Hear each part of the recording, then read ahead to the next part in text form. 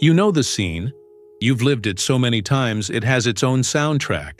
The fluorescent hum of the office at 7 p.m., your laptop lid clicking shut because you're the one who always helps, and you explaining, for the third time that week, why you can't pick up another project, or the end of a date where you're apologizing for falling asleep on the couch when you're the one who paid for dinner, or that call with your sister where 5 minutes in, her calm cracks and suddenly it's your emergency too. You're rearranging your weekend, canceling plans, because she asked with nothing more than a tired voice. There's a specific taste to these moments, a quiet shame braided with a cold, low anger. You go home thinking, why did I say yes? And then immediately forgiving yourself because, well, you're a good person. Here's the ugly truth nobody likes to say out loud. Being good, being empathetic, being understanding, those are not neutral traits in the social marketplace. They're readable signals. They light up like neon signs for people who scan rooms for opportunity. You weren't born weak. You were trained. Not by malice, but by scripts and rituals so embedded in Western culture, in our churches, schools, corporate trainings and family dinners, that compliance feels natural. Say sorry. Explain yourself. Be accommodating. Make the emotional labor visible, not the cost. These are polite, effective human behaviors. They're also a map. Think about the small habits that stack up into patterns. You smile first to ease tension. You laugh off a nudge that stings. You back down from the first disagreement. You offer to just handle it because you hate conflict. Each of those moves is a breadcrumb. Alone, none of them seems damning. Together, they are a user manual for someone who wants to take more than they give. This is not about villainy under a trench coat. Often it's your coworker who's learned how to turn favors into expectations, the partner who knows how to steer conversations from charm to request, or the relative who treats your weekends like a communal resource. Predators in this sense aren't criminals. They're operators, and they rely on predictable responses. Let me paint a scene you can't miss. It's a Monday in a mid-size marketing firm in Austin. Your manager drops an offhand, "Could you just take over this client?" It's only a small deliverable until they find someone. Your chest tightens because you're already up to your neck. You say, "I'll try," which in polite corporate code actually means yes, with no boundaries. 2 weeks later, that small deliverable has a new scope, and you're expected to absorb the work without a conversation about compensation or timeline. Or imagine a first date text a week later. "Could you help me move this weekend? It'll only take an hour." You'd like to say no, but the date was good, and being difficult feels risky. You say yes. A month later, you're the default mover for their life, or the Thanksgiving cousin who calls, and, with the softest voice, turns a bad day into your crisis. By then, their requests are not asks. They're rehearsed obligations. What's crucial to understand is that intentions don't equal consequences. Your intention, to be kind, to keep peace, to be reliable, is decent. The consequence, your calendar cleared, your energy drained, your reputation as someone always available, is what social operators bank on. This is why the moral argument, "be kind, because kindness is good," misses the sport being played in the background. It treats behavior as a virtue in isolation, not as a signal in a dynamic system. You can be the kindest person in Manhattan and still be utterly predictable to someone who's paid attention. This predictive quality is the real problem. When your responses are scripted, apology, explanation, immediate availability, they compress your options in other people's minds. They create a one-dimensional profile. This person will accommodate. Once that label exists, it becomes easier and easier for someone to escalate demands because the cost of asking is low and the expected friction is minimal. You don't even notice the slope until you're at the bottom of it. Now, this isn't about turning you into a cynic who hoards sympathy. It's about literacy. When you recognize the mechanics of how you've been socialized, shame loses its power. That quiet, recurring embarrassment, the one that makes you rehearse better ways to say no after the fact, stops being a personal failure and starts being data. Here's how they read you. There's relief in that. Suddenly, what felt like a personality flaw starts to feel like a learned pattern you can unlearn. That shift, from shell-shocked to analytical, is the first hinge in turning empathy from a liability into a resource. So yes, your generosity matters. Your willingness to help matters. But what matters more is how you protect that capacity. Right now, your default reactions are legible. Predators, whether they wear suits, swipe right, or show up at your family BBQ, look for legible targets. They ask gentle questions, drop soft demands, and watch how you respond. A single, offhand phrasing, "Could you help me with something?" If you answer with instant availability, if you apologize before you set a boundary, if you caveat your no with long explanations, they've just run a silent test and you passed as prey. Now that we've seen how you were trained, here's the part that nobody tells you. There is a silent test that decides, in seconds, if you're prey. And I'm going to show you which one it is and how it works. Good. Now we go deeper. There's a clean, surgical logic behind the little moments you dismissed as just being nice. Manipulation isn't always theatrical. Most of the time it's a set of micro-techniques that look like kindness until they're not. Call it dark psychology. Call it social engineering. Whatever label you prefer, the mechanics are annoyingly simple and frighteningly effective.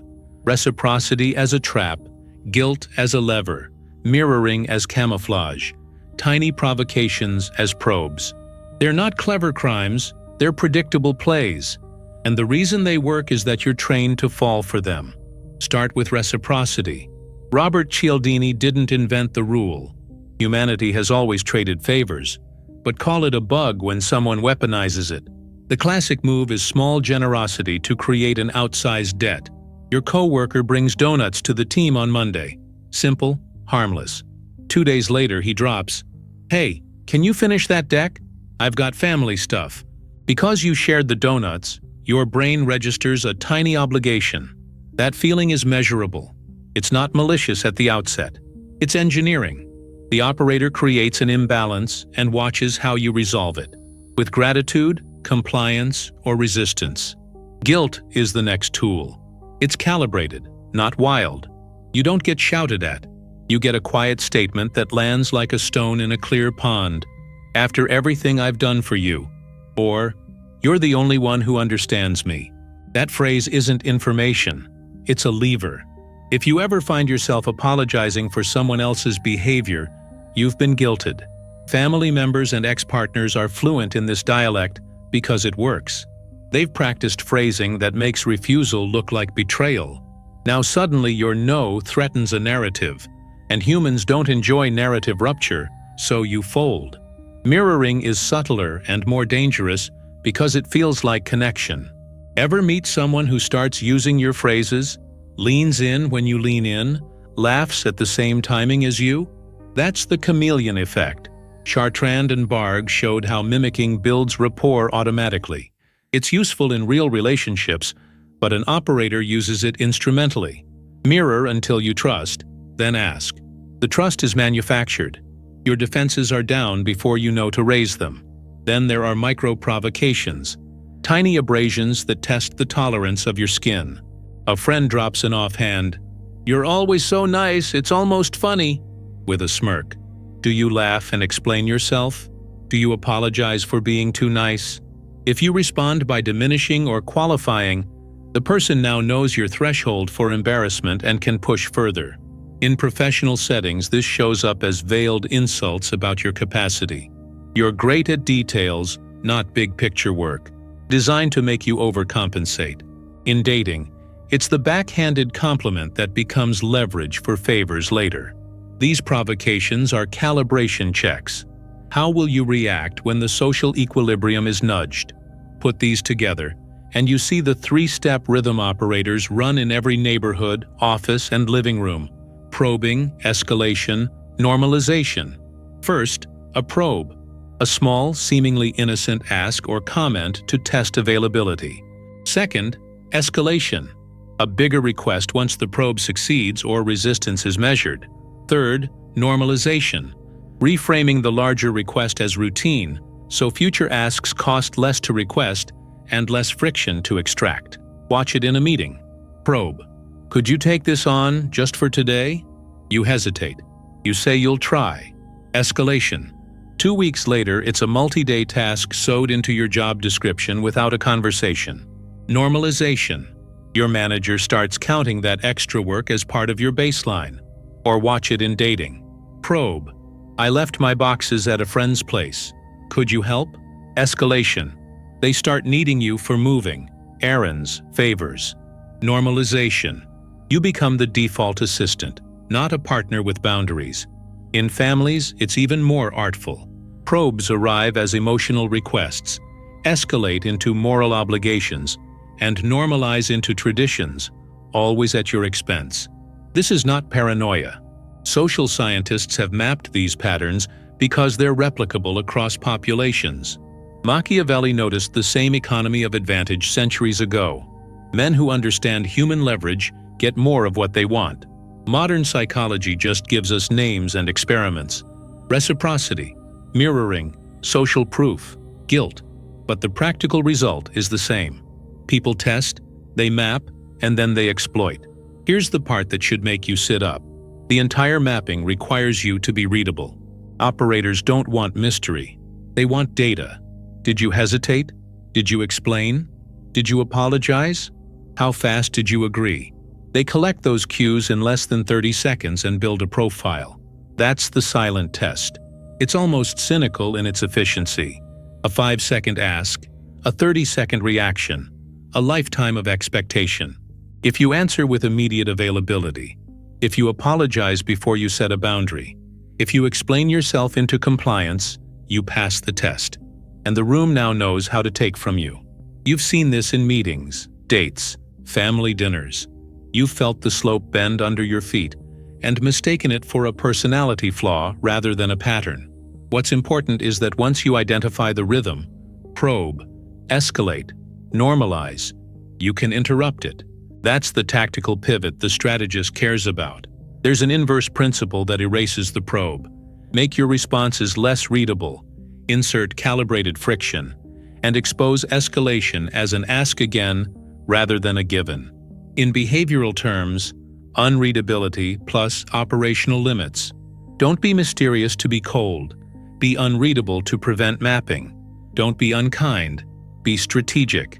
If they use probes to map you, there is a principle that erases them.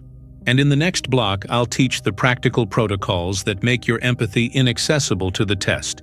Good. You've diagnosed the map. Now we get practical. Think of this section as a field manual.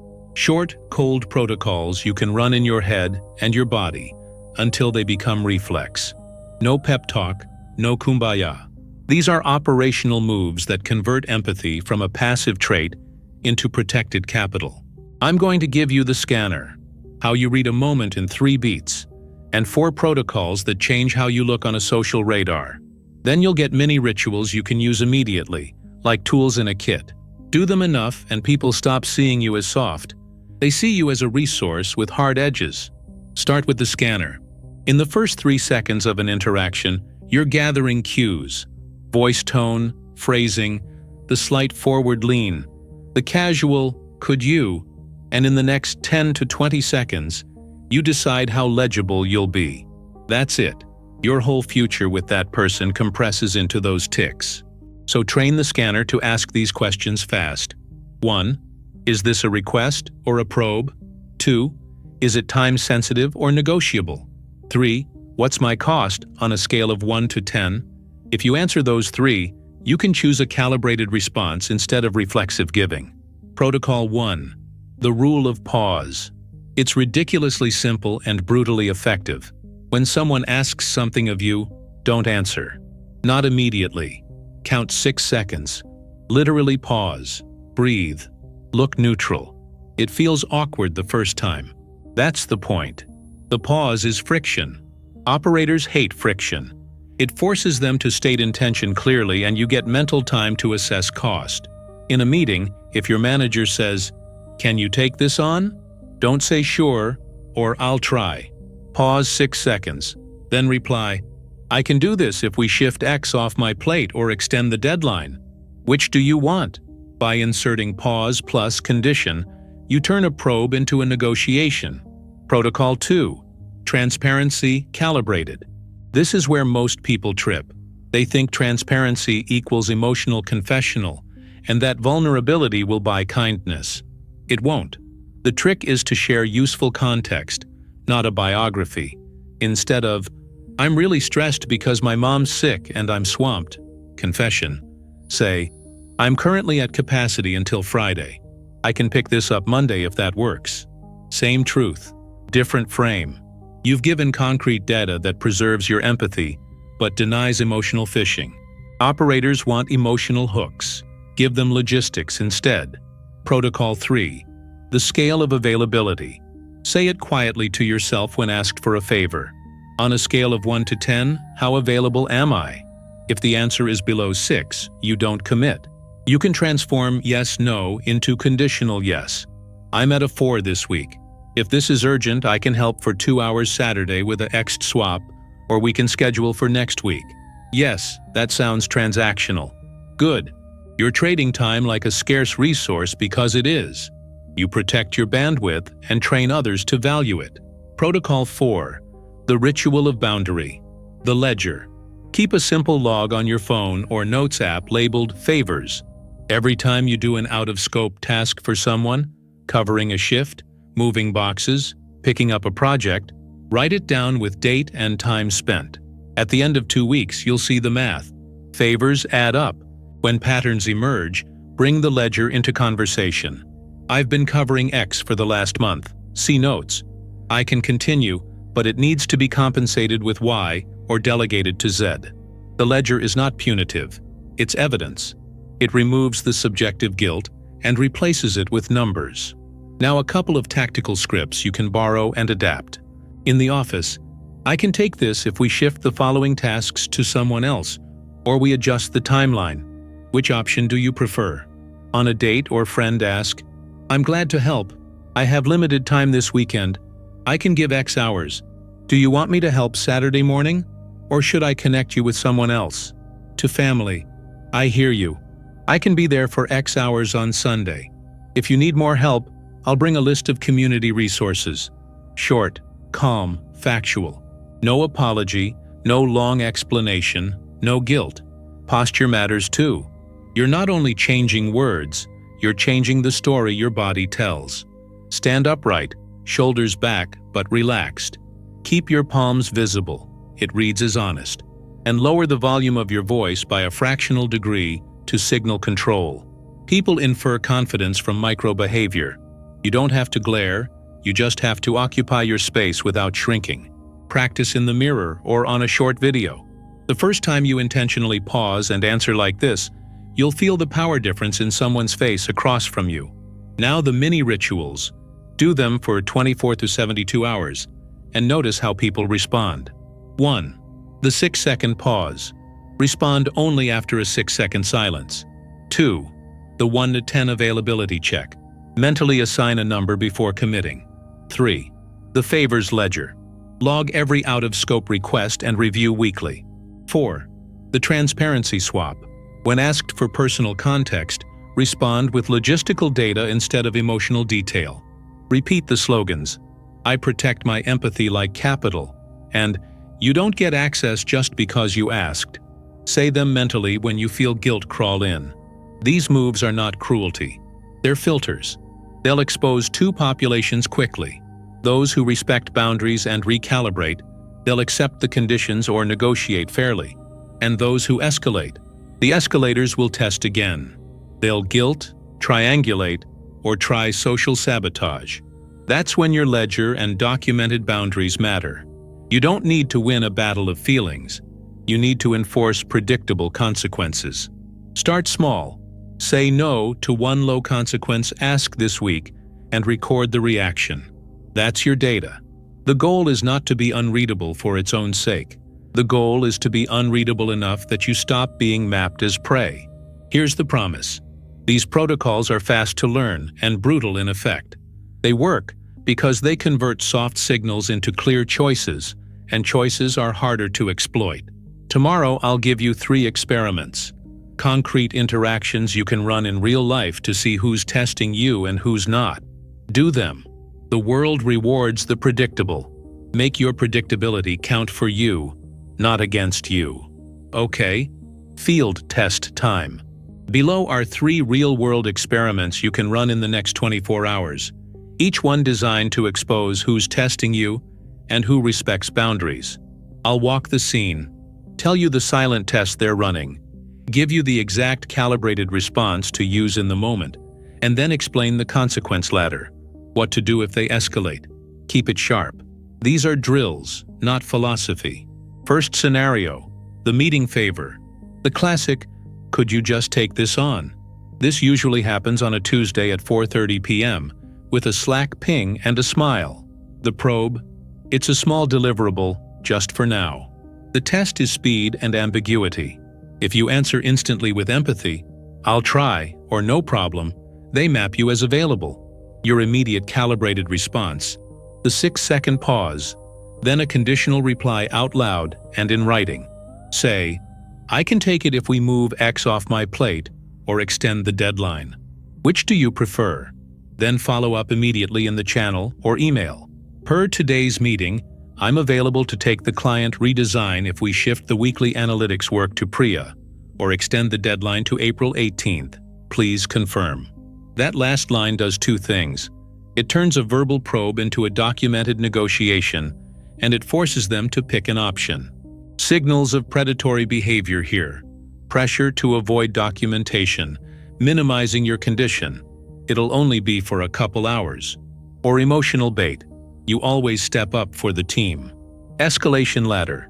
First, restate conditions in writing. Second, ask for trade. Time off, compensation, or headcount. Third, if they ignore it, escalate to your manager with the threat attached. Last resort, refuse and delegate publicly. I won't be able to take this on without the agreed swap. The ethics. You're not refusing help. You're enforcing reciprocity and protecting team integrity. Use calendar invites, task tickets, Asana Jira, and Slack threads as receipts. Documentation is your ally. Second scenario, the first date favor. Hey, can you help me move this weekend? The probe here is testing emotional leverage. Fast familiarity to produce obligation. Immediate calibrated response. The short, factual transparency swap. Say, I'm glad we hit it off. I'm booked this weekend except for 2 hours Saturday morning. I can help then, or I can send a mover referral. I don't lend money to people I just met. That script does 3 things. Gives a boundary, offers a limited conditional option, and removes emotional language. If they respond with guilt, after our great date, or escalate with pressure, please, I really need you, that's a red flag. Signals of predatory pattern in dating. Quick intimacy, immediate requests for favors or money, and reframing your help as proof of commitment. Escalation ladder. 1. Reiterate your boundary and withdraw the favor. 2. If they persist, cancel plans and say you'll need space to reconsider. 3. If they try to shame or guilt you publicly, texts, social posts, block and document the messages. 4. If necessary, tell mutual friends why you're stepping away. The ethical line. You're not being mean for saying no. You're prioritizing safety and reciprocity. You can be generous on your terms or not at all. Third scenario. The family emergency loop. The cousin or sibling whose emergencies appear exactly when your calendar frees up. Probe. Emotional hijack disguised as crisis. The test is urgency. Does your empathy firewall trip? Calibrated response. Slow it down and triage. Ask 3 clarifying questions out loud. What exactly happened? Who else is helping? What would you like me to do that others can't? Then offer a limited, scheduled option. I can come over for 2 hours after work on Thursday. If this is immediate and you need a different kind of help, I can call 211, or I can connect you to X support tonight. Follow up with a text summarizing the plan.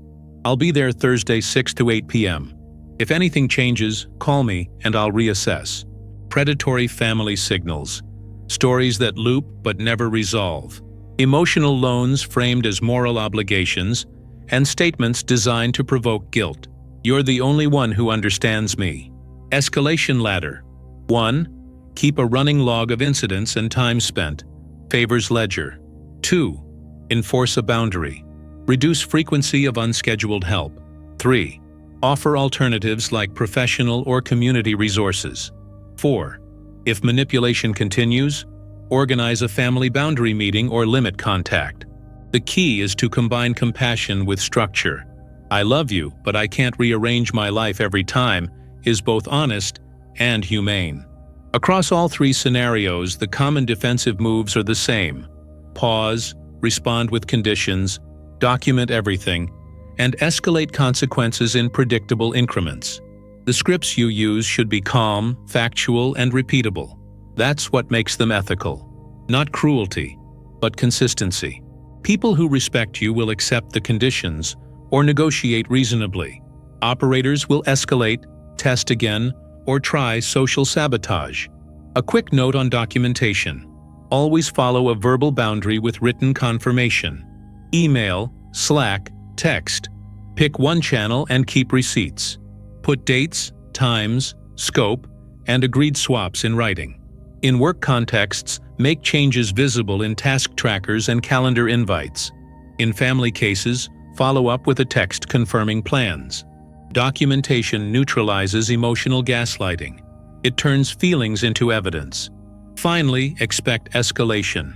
Some test players will try triangulation, public pressure, or staged crises when their first probe fails. That's when your ledger, your evidence, and your consequence ladder matter. You don't have to win every argument. You have to make exploitation more costly than it's worth. The next block will show you how to recover when tests intensify, how to repossess lost time, restore reputation, and turn consequences into structural changes so you stop being prey and start being the one who sets the rules. When the probes get louder and the tests escalate, you don't start with a rant. You start with recovery and position. That's the difference between surviving a squeeze and coming out with your time, respect, and reputation intact. This block is all about reclaiming what you lost and making the cost of taking from you visible and repeatable. Think of it like repair work after a break-in. You don't just board up the window, you change the locks, install an alarm, and tell your neighbors exactly what happened so it can't be gaslit into nothing. First, reclaim your time. If you've been absorbing other people's work, the quickest lever is visibility. Don't wait for a thank you. Create a running public record. If you use Asana or Jira, stop doing invisible heroic saves. Create a task, assign it, log time, and tag stakeholders. If someone asked you to cover a client, send one line in Slack or email, covering client X from March 3 through 10, shifting Y to Priya per our convo, logging 8 hours. That one sentence converts emotional expectation into operational fact. It forces a response, it creates receipts, and it signals to managers that you're not an infinite resource.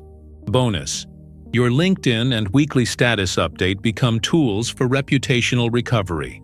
Send a polite weekly summary. This week I completed X, covered Y, and will need assistance on Z. And CC the people who matter. People won't invent your contributions if you don't make them visible. Second, tax your favors. Yes, I said tax. Not in a moral way, but in an economic one. If you've been giving away time for free, stop. Start asking for a clear return. It doesn't have to be money. It can be time, reciprocal labor, public acknowledgement, or introductions. In practice, after helping, send a short, firm follow-up. Happy to have covered the deliverable. For future coverage, I'll need either a swap in schedule, give me next Friday off, compensation at my contractor rate, or public credit on the deliverable. Make it a policy, not a negotiation. Your default is, favors require compensation. People who respect you will adjust. The ones who don't will either escalate and give you the data you need, or disappear. Third, rebuild reputation strategically. Repossession isn't about drama. It's about rewriting the ledger. Use 3 simple instruments: documentation, allies, and public platforms. Documentation we covered. Allies are your discrete backfield. Identify 2 or 3 coworkers who read the same cues you do, not to gossip, but to corroborate. Call them Priya, Marcus, whoever actually helps keep projects afloat. When you reassign a task, loop them in. Priya and I agreed she'll take analytics during the redesign. I'll take creative until April 18th. Allies do 2 things. They witness your boundaries, and they make it harder for exploiters to gaslight. Public platforms are small and practical. A brief, "This week," Slack post, a line in your team's weekly digest, a LinkedIn post highlighting achievements with a neutral tone. This is not bragging. It's evidence. Fourth, posture that is invisible but effective. You don't need theatrics. The invisible posture is a set of micro-habits that constantly broadcast "not available" without confrontation. Block focus time on your Google Calendar and label it plainly. Deep work. Do not disturb. Turn on Slack's "Do not disturb" during those blocks. Use a consistent lower register of voice and slightly slower tempo when setting boundaries. It sounds small, but humans read it as control. Physically, stand or sit square, shoulders down, hands visible. When you speak, reduce unnecessary qualifiers and stop apologizing. Sorry becomes rare. These are tiny costs for huge gains. You'll notice fewer tests in meetings, fewer last-minute asks, and a different tone from repeat offenders. Fifth, ritualize recovery. Make the energy ledger and the weekly review non-negotiable rituals. Sunday evening, open your Notes app and run the 10-minute review. What favors did I do? How long did each take? Who asked? What did I get back? Assign each item a reciprocity value. If you prefer analog, keep an index card labeled "Favors" in your planner. This practice turns shame into data, and data becomes leverage. If someone repeatedly extracts value without reciprocating, you now have the numbers to make a case with HR, a manager, or the person themselves. Sixth, discrete alliances and escalation structures. When exploitation persists, you don't go nuclear. You build structural consequences. At work, create a small support cell with 1 peer and 1 manager or mentor. When the pattern repeats, your cell will intervene. Documented requests go to the manager. Repeated out-of-scope work is routed through a ticketing system. Privileges are formalized. In family dynamics, recruit a neutral sibling or cousin to set a family boundary meeting. Not publicly shaming, but a realigned expectation. In dating, silence and attrition are valid responses. Withdraw availability, and let the person recalibrate or self-select out. Seventh, recommercialize favors. If you already gave too much, there are polite ways to recover value. Start asking for small, non-threatening returns. A LinkedIn recommendation, a public credit in a newsletter, a reciprocal favor scheduled on the calendar. When you need time back from a coworker who borrowed it, ask for a definite swap. You took Friday. I need your support on this deliverable 2 weeks from now. This is not pettiness. It's accounting. It signals you're no longer a free bank. Finally, keep the ethics front and center. None of this is about cruelty. It's about making your empathy investable and protecting it from extraction. You're not turning into a predator. You're refusing to be prey. The world will read you differently when your behaviors are consistent. Pause before responding. Document. Require reciprocity. And maintain your invisible posture. Those are steady habits, not performance art. Over time, they become identity, the kind that makes people think twice before running a probe. Do this. Tonight, block 2 hours on your calendar labeled Boundary Audit. Do your energy ledger, send 1 clarifying email documenting a recent favor, and tell 1 ally what you're changing. That's your repair kit. Small, consistent moves reforge reputation, reclaim time, and make future incursions costly. When you commit to recovery as relentlessly as you once committed to helping, you stop being legible as prey and start being strategic ownership. And people begin to treat your empathy like the scarce, valuable capital it is. You remember that exhausted version of yourself from the start, the one who apologizes for existing, who volunteers to absorb extra work because it's easier than conflict. Now imagine the other version, the same person, same calendar, but moving through a Monday morning meeting in Austin, or a Zoom with a New York client with a calm that isn't performative. You hear the request, you breathe a deliberate 6 seconds, and you answer not with a limp, "I'll try," but with a clear condition. I can take that if we shift the weekly analytics to Priya or extend the deadline to May 3rd. Which do you prefer? The room registers the change immediately. Nobody cheers. They just recalibrate. That silence? That's authority. Not loud, not performative, just readable consequence. Let me be blunt. Everything we've built so far, the diagnosis, the dark psychology map, the protocols, the field tests, and the recovery work, leads to that moment. It's the arc from being legible as prey to being a player who administers empathy like capital. You didn't lose your compassion. You armored it. Think of it like sharpening a tool instead of hiding it. In 3 acts, you went from confusion to literacy, from literacy to protocols, and from protocols to posture. Now you stitch that into identity. Recap isn't nostalgia, it's reinforcement. First, you learned the problem. Scripts like immediate availability and over-explanation create data points that predators use. Second, you learned the mechanism.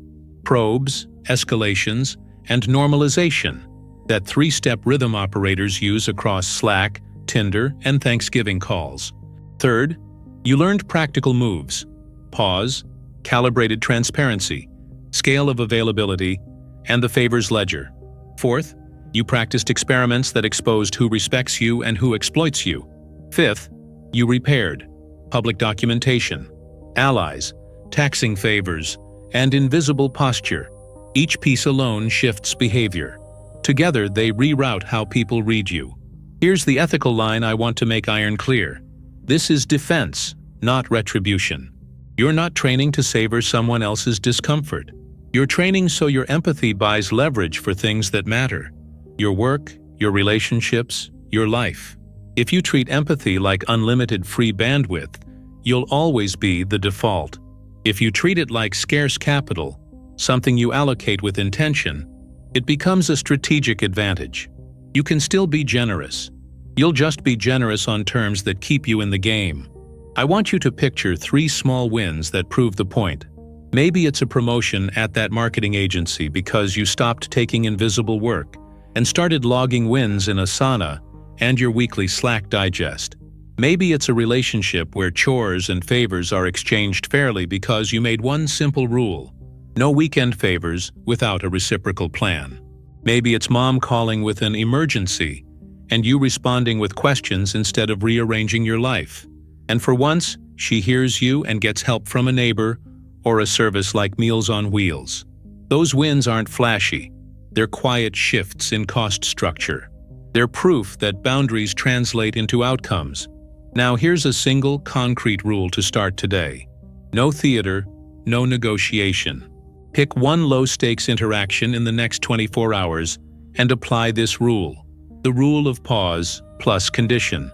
When someone asks for something, don't say yes or apologize. Pause 6 seconds. Then respond with a clear conditional sentence.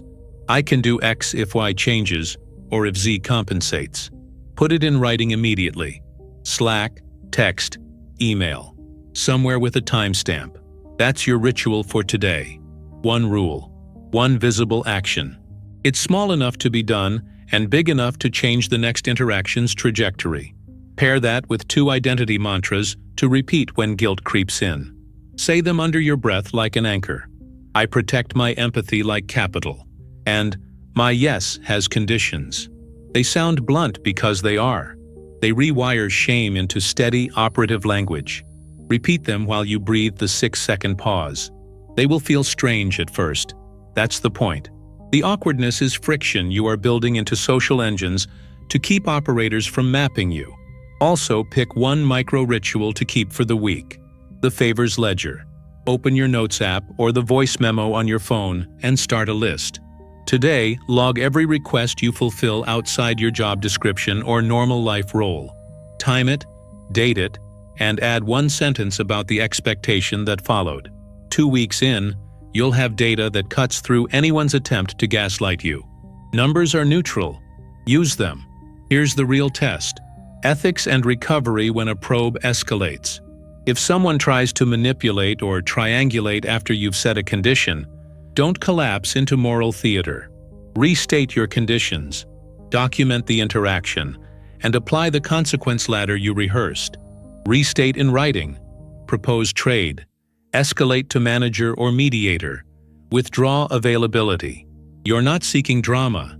You're enforcing predictable outcomes. That's strategic. It's also fair. People get choices. They choose whether to respect boundaries or to bear costs. One note on posture, because it matters more than people expect. You don't need to be loud. Be steady. Lower your voice by a notch. Slow the tempo by a beat. And stop apologizing reflexively. Block focus time on your Google Calendar and label it Deep Work. Do not disturb. Put your status on Slack. Little signals like a filled calendar or a brief calm message change how people calculate the cost of asking. They see fewer opportunities to exploit and more reasons to negotiate. Finally, commit to continuity. These moves don't work as one-offs. This is training for your social environment, for colleagues like Priya or Marcus who will notice the difference, and for you. Tonight, do the boundary audit. Block 2 hours, run your favors ledger, pick one recent overreach, and send a single, factual follow-up email documenting the scope and offering a swap or compensation. That's your repair act. Small, public, and irreversible. You've been trained into legibility. Now train yourself into unreadability that protects what matters. Do this not because you want to be cold, but because you want your capacity to care to last. Test the rule of pause today. Keep the ledger for 2 weeks, and say your mantras when guilt shows up. Tell me in the comments one interaction you used the rule on, what they asked, what you said, and how they reacted. If this changed anything for you, share the video with one person who always gets dragged into extra work or family crises. And if you want a step-by-step playlist to keep sharpening this posture, check the Armor and Readability playlist. It's the next layer. Start small. Start now.